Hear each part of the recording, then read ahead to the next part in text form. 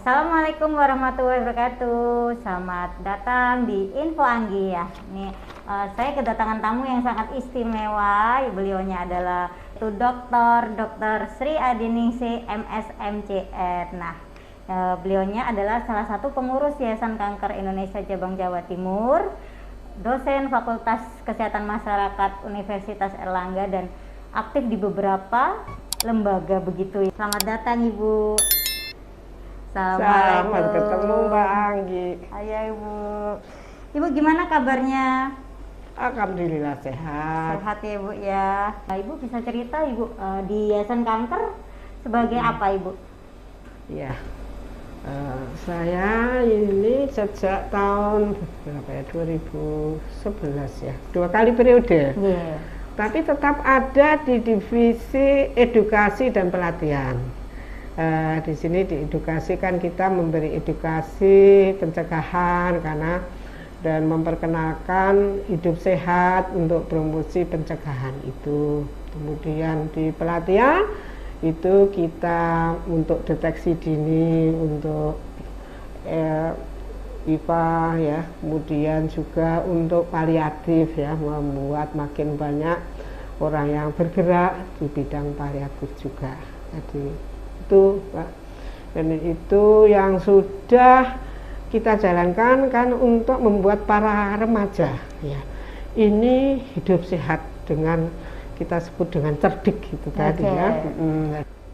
Cerdik, jadi pertama ini kan kita mencegahnya dengan inisial ya, inisial cerdik itu adalah inisial untuk gerakan seperti yang mengelola stres, itu kan banyak penyebabnya anak-anak pun muda, kemudian mengenal tanda dini ya, mengenal tanda dini jadi mulai cegah rokok, barang hidup sehat itu, kemudian juga yang lakukan dini itu artinya membuat pemeriksaan diri sendiri untuk cek kanker payudara.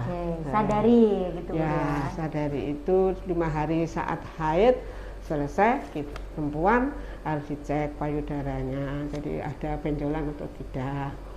Jadi tanda-tanda itu. Kemudian makan ya, makan pun yang artinya jangan lupa makan serat dan sayur ya, jadi bukan hanya cegahnya itu kita lihat isi piringku tadi.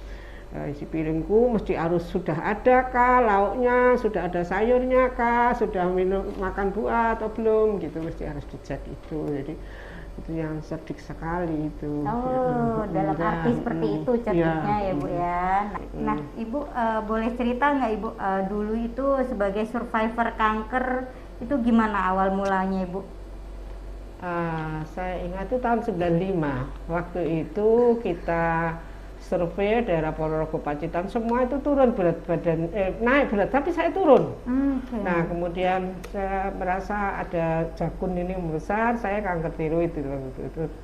Kemudian waktu di awal itu bukan kanker, kemudian dengan Prof. Askandar, kemudian saya dikasih obat, saya terus lanjutkan lagi surveinya, kemudian selang berapa lama itu saya kontrol, udah kamu harus operasi nih gitu. Terus check up lagi, terus waktu itu saya kan kaget, saya tidak ngira karena sebetulnya memang ibu saya memang juga sama sakitnya, ada diabetes, ada kanker tiroid gitu, persis sama. Jadi waktu setelah post op itu diajak kakak diantar kontrol. Saya kaget dibilangin dokternya, kamu ini jenisnya kanker tiroid gitu. Nah setelah itu sedikitnya saya shock, saya kan mau sekolah S3, kemudian saya mau ngambilnya di Jakarta ke Simeo, jadi mana kalau di sana, akhirnya pertimbangan. Kemudian saya konsultasi juga ke Prof, terus nggak apa-apa sih kalau sekolah itu menghibur gitu, jadi saya kuliah S3. Tahun berapa itu Ibu? 95 kalau nggak salah, 95. Dan waktu itu karena sesama dokter ya, saya itu kan pertama orang ini nggak percaya sih, tak bilang, saya kan kaget, masa saya gitulah. Terus diajak ke lab, ditunjukin kanker saya. Jadi sebetulnya waktu itu saya merasa mereka itu kurang, maksudnya harusnya cara bicara inilah yang harusnya orang kita didiagnosa kan sudah shock ya. Kemudian kok ya tidak pakai basa-basi langsung umurmu berapa?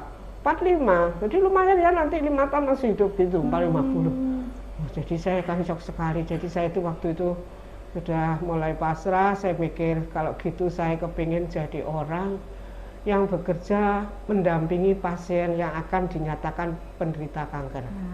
Nah itulah ya, ketemu Dokter Handrian 3 kali. Diajak ibu ikut di YKI gitu. Jadi itu cita-cita saya memang, dan saya ikuti aja semua, disuruh periksa ini, operasi, nurut saja semuanya ya. Tapi ya saya coba di Cina kan tempat yang bagus, saya ke Cina ke tempatnya itu, tapi ternyata Cina itu ahlinya bukan kanker yang di sini, di hepatoma itu. Kemudian wes sembarang makan ini makan, nurut saja semua saya. Udah itu ya, alhamdulillah sampai saya tidak tahu kalau saya sudah mulai saat itu saya merasa umur saya itu satna zero sejak saya didiagnosa. Jadi tiap tahun saya tidak tahu itu tahun 50, waktu 52 itu anak yang di tempat saya kos persis jam 12.05 itu keluar bawa tulisannya 52, sampai saya itu kaget. Loh, kok wis lewat 2 tahun saya urip gitu loh. Jadi kita mengajak semua orang itu kan memang prognose, prediksi kita bisa hidup berapa lama, tapi Allah itu kan punya rencana. Betul. Jadi saya berharap semua tidak berkecil hati, kita berupaya apapun. Tetap semangat ya, Bu ya. Nanti akan memberikan tips juga untuk pasien kanker Ibu ya. Bagaimana tips-tipsnya? Iya Bu, ketika Ibu banyak kegiatan dengan survivor kayak gitu, gimana cara mengatur kegiatannya Ibu, cara jadwalnya Ibu agar tetap sehat tapi tetap beraktivitas seperti itu? Ya, saya dosen, jadi kan memang punya jadwal ngajar ya di luar.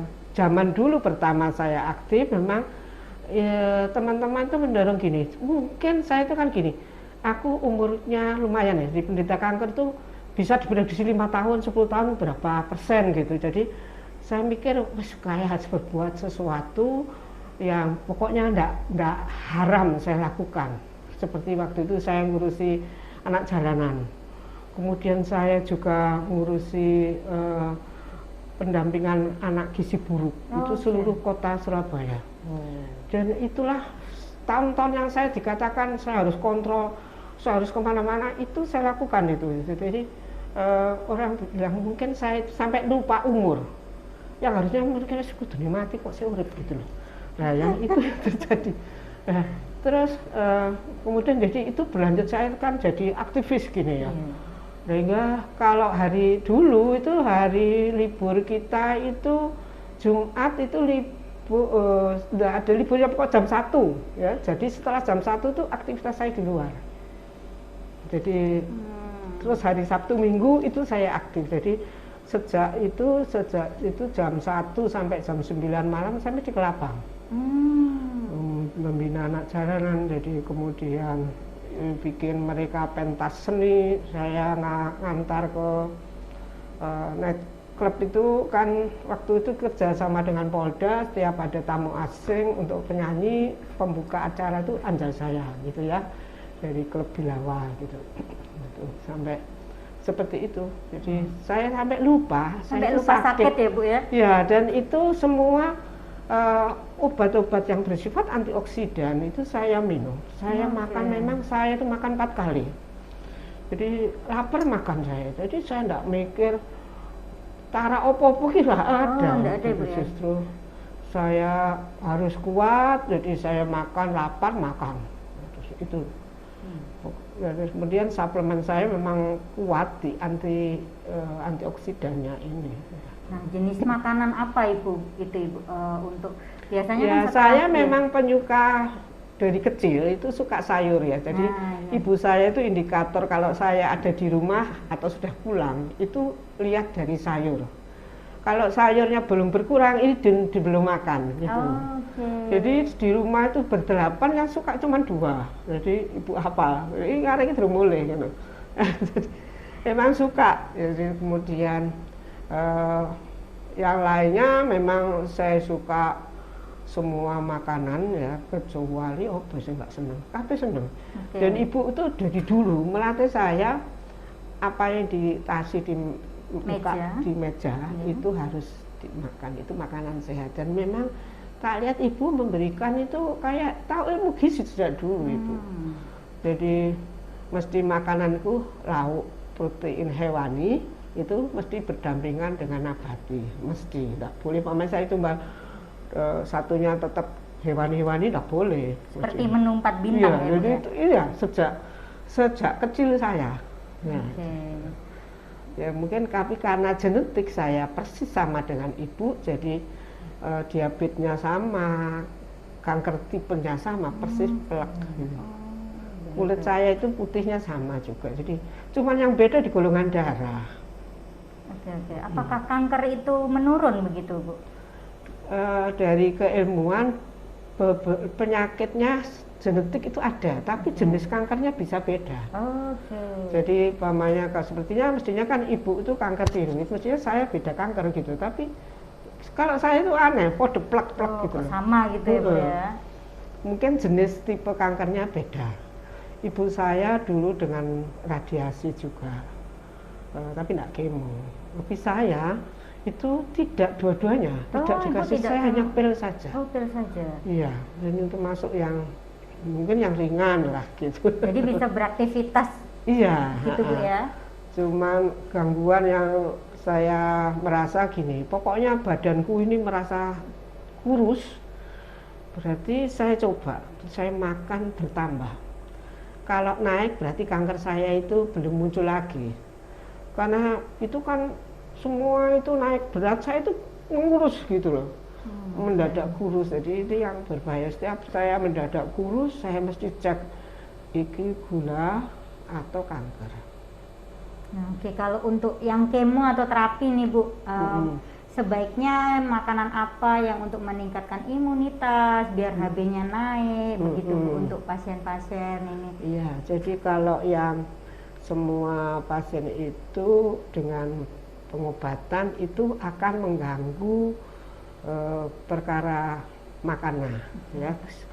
Jadi jaringan yang normal itu juga terdampak begitu, sehingga bagi saya lebih bagus orang itu menyiapkan sebelum prakemo atau praradiasi. Dia harus mencapai kesehatan tertinggi. Jadi itu yang diperbaiki dulu ya, dalam 2-3 hari itu.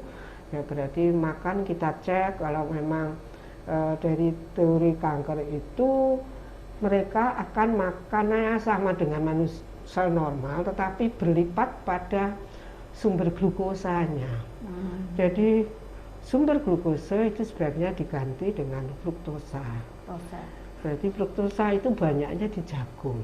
Jadi misalkan nanti setelah kemo, jadi itu kan juga terganggu yang jaringan normal dan itu. Jadi yang penting kita mempertahankan gizinya, artinya berat badan tidak turun, kemudian HB-nya tidak turun, justru harus membaik.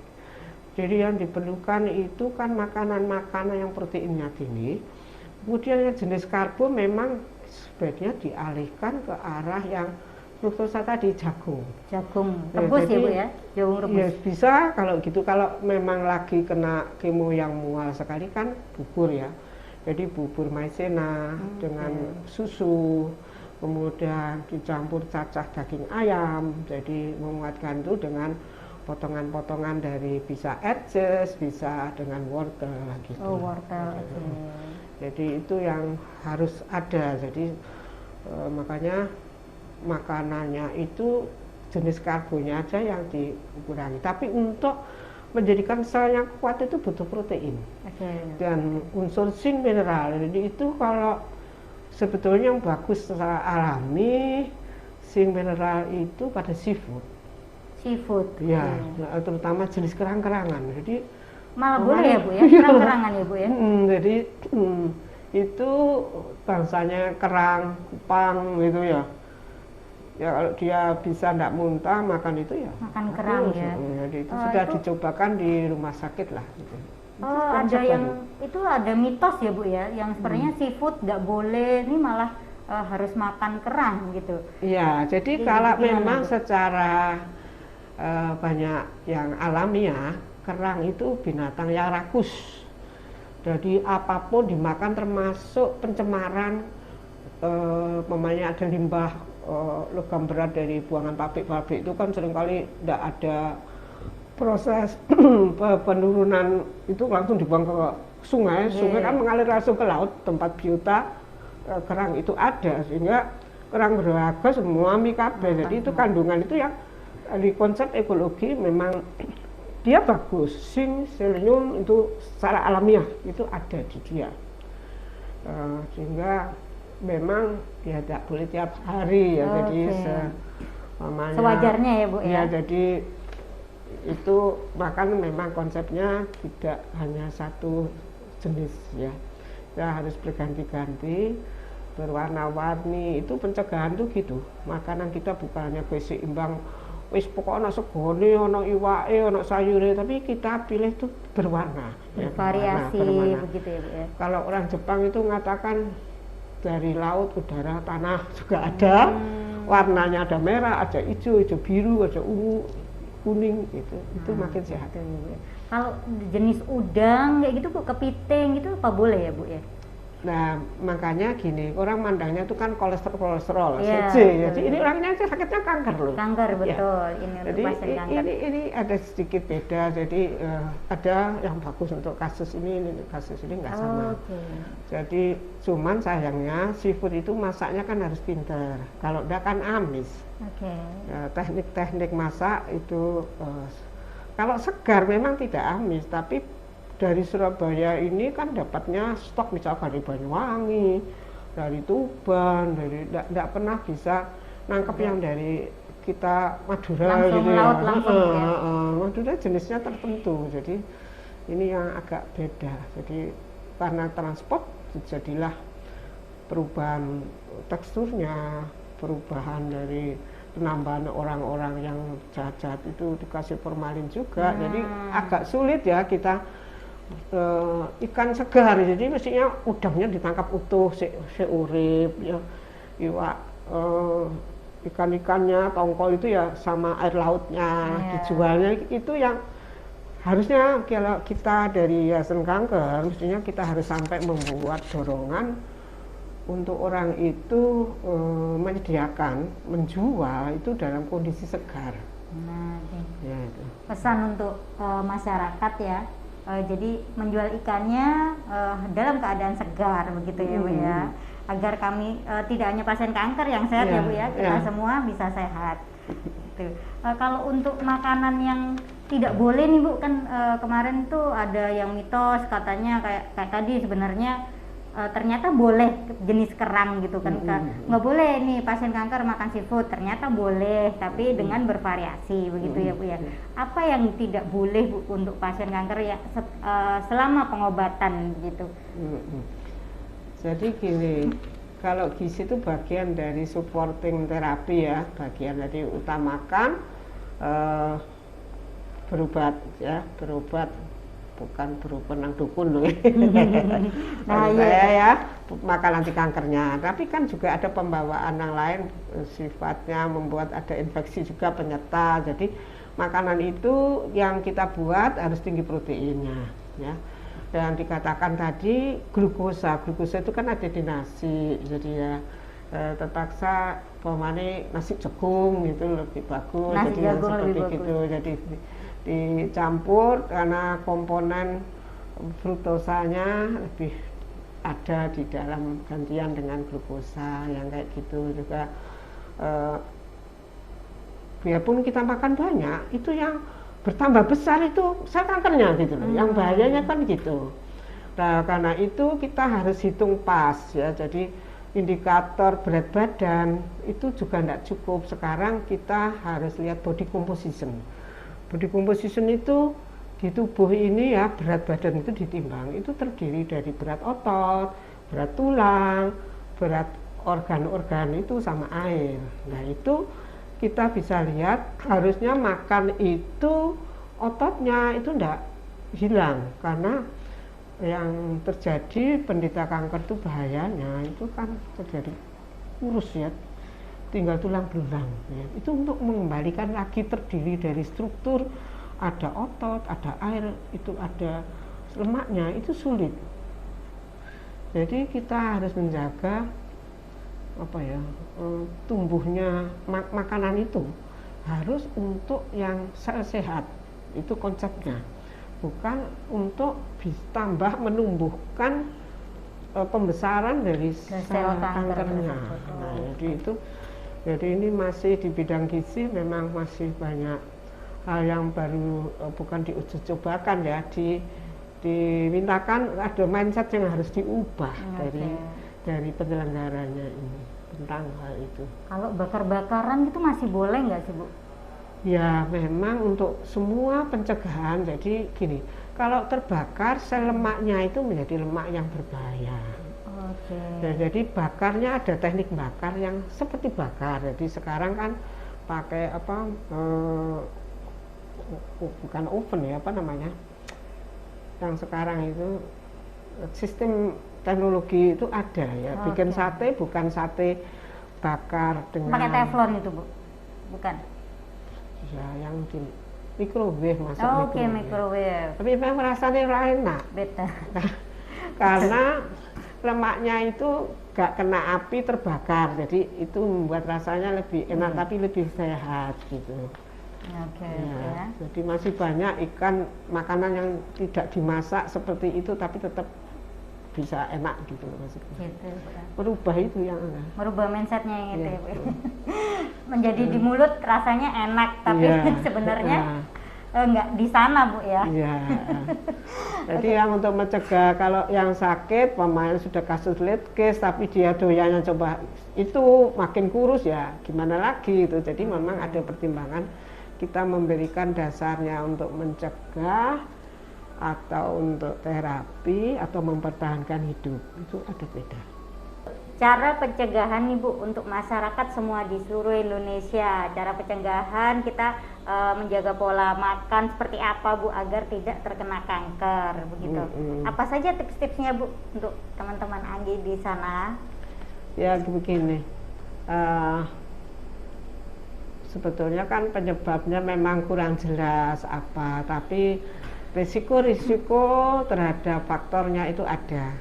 Terutama kalau memang makanan itu terkait dengan saluran cerna, kanker di saluran cerna. Yang terbanyak itu kan bagi mereka yang tidak makan serat, artinya tidak suka sayur buah, itu risiko menjadi kena kanker usus besar itu besar terjadi, dan itu sulit ya. Jadi karena nanti betul dia harus dioperasi, udah dibuatkan kantong untuk PO-nya, itu memerlukan perawatan dan itu cukup rumit ya. Jadi itu mungkin kita kaitkan akhirnya nanti kalau sudah sakit makanannya apa ya sehingga tidak ganggu beliaunya beda. Jadi kalau mencegah kita kan harus makan berserat ya. Jadi kalau kita makan 3 kali, artinya 3 kali itu juga harus ada seratnya. Harus ada sayur ya, gitu jadi ya? harus ada sayur. Jadi yang kita gaungkan sekarang kan konsep isi piringku.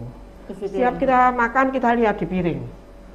Sudahkah ada karbohidratnya? Kalau bisa karbohidrat tidak 1, 2 jenis. Misalkan ada potongan jagung sama nasi, ada telo, sego, itu ada ya, sehingga sumber karbonnya tidak 1. Kemudian juga lauknya, lauk yang bagus itu memang protein hewani karena lengkap. Indikator protein hewani itu kan telur rebus lebih bagus ya. Jadi kan makan semuanya, tidak usah putih atau kuningnya, semuanya. Semuanya. Kemudian harus ada protein nabatinya, ada tempe tahunya. Jadi kemudian ada sayur. Sayur itu juga bukan satu jenis ya, bisa merah, hijau, ada putih, jadi ada cambah ya, ada kacangnya, ada wortel ya. Jadi kalau selengkapnya itu gampang ada mam gado-gado berarti kan lebih benar. Ya. yang kayak gitu. Jadi ada gado-gado itu ada kentang, ada lontong ya contohnya kayak gitu. Nah kemudian ada yang buah ya. Jadi memang buah itu hitungannya kan buah ini kok mahal, tapi justru buah yang murah dan kita dapat dari kebun kita itu seperti pepaya, pisang itu bagus, ada mangga, ada jeruk, itu bagus semua. Jadi kalau kita punya tanah ya sebaiknya nanam buah sehingga mengurangi budgeting, bisa dikurangi untuk beli protein hewaninya itu. Ya, itu jadi setiap kalau makan 3 kali ya itu, kalau mau nambah enggak boleh nambah segotok ya, nambah itu harus lengkap isi piring yang tadi ya Bu ya, harus lengkap. Nah kalau untuk cara memasak nih Bu, memasak sayurnya itu terkadang masyarakat ini memasaknya dengan sangat matang begitu karena akhirnya nilai gizinya itu berkurang, benar seperti itu ya Bu ya? Gini, jadi kalau terlalu matang memang tinggal seratnya, tapi vitamin dan mineralnya berkurang. Vitamin dan kalau mau ngambil serat tok ya enggak apa-apa. Ya, jadi artinya yang bisa ompong-ompong lebih lama. Tapi kalau anak muda yang cukup ya bisa kayak gitu. Cara ngakalinya kan potong kecil-kecil. Potong kecil-kecil. Jadi biarpun sebentar tetap bisa giginya orang udah nggak ada itu bisa makan. Jadi masalahnya saya tanya, kenapa kok terlalu lumat? Karena gigi saya enggak tahan. Nah, jadi makan itu kan harusnya menyenangkan, tidak membuat orang itu kok ngerepoti sih gitu kan. Makanya pilihannya di situ. Jadi seorang ahli gizi itu mesti juga harus mikir kok senangannya opo. Nah, itu. Seperti buah potong ya, di jus enak bener ndi tergantung butuhnya kan juga begitu. Itu termindset begini Bu. Jadi kalau misalnya di jus itu sayur yang mentah gitu.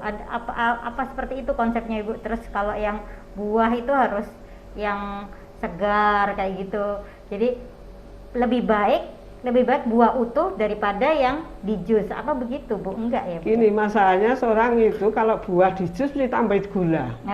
Di konsep tadi kan gula ini membuat sel kankernya membesar. Ya. Jadi kalau di jus tanpa gula itu lebih sehat. Ya. Sama dengan buah potong persis. Cuman wonge iki butuh air. Jadi kalau seperti panas sekarang ini gitu ya, memang bagus untuk tambah air, enggak bisa minum air yang banyak, tapi kalau air masuk di dalam suatu komponen masakan itu kan bisa. Nah, itu termasuk jus itu diperlukan. Jadi kalau enggak gitu pilih buah berair. Ya. Semangka gitu ya. Semangka, jambu air, blimbing itu berair. Jadi bukan berarti mesti terus wah pepaya ya, enggak, jenisnya semua yang berair. Pir itu berair. Ya. Nah oke, teman Anggi sudah jelaskan ya informasi dari Ibu Din, Ibu ahli gizi kita. Nah semoga bermanfaat buat semua. Nah, jangan lupa ya anak-anak muda, anak-anak remaja tuh harus cerdik begitu ya Bu ya. Nah sudah ya Bu ya, apalagi yang mau disampaikan? Ya olahraga juga kan untuk kelola stres itu bisa olahraga dan bisa dengan yoga gitu. Untuk mengelola stres, untuk mengelola tubuh itu bisa dengan olahraga. Untuk masyarakat, untuk anak muda, tidak hanya anak muda kalau olahraga ya Bu ya. Untuk masyarakat mulai remaja sampai dewasa itu harus melakukan olahraga, pola hidup sehat seperti itu. Ibu terima kasih atas kedatangannya Ibu. Semoga teman-teman dapat mengikuti ya, sehat, kuat, tumbuh kembang yang baik. Terima kasih. Assalamualaikum warahmatullahi wabarakatuh.